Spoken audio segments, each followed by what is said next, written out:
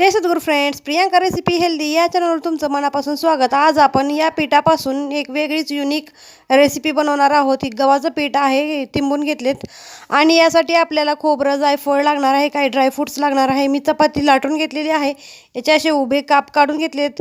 आता आपल्याला याचे फोडणीसाठी सामान तयार करायचं आहे। यासाठी आपण कढईमध्ये किंवा पातेल्यात तूप घेणार आहोत।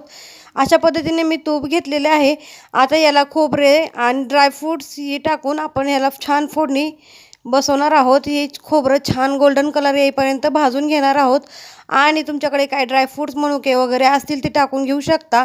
यामध्ये भाजलेला 1 चमचा रवा टाकून घेणार आहोत आणि यानंतर आपण साखर आपल्याला चवीनुसार, म्हणजेच तुम्हाला किती गोड लागते किती यानुसार साखर टाकून घेणार आहोत। आता यामध्ये 1 ग्लास दूध आणि अर्धा ग्लास पाणी टाकलं तरी पण चालेल किंवा पूर्ण दूध 1.5 ग्लास टाकलं तरी चालेल। आता यामध्ये काप करून घेतलेले चपाती होती ती आपण यामध्ये सोडून घेणार आहोत।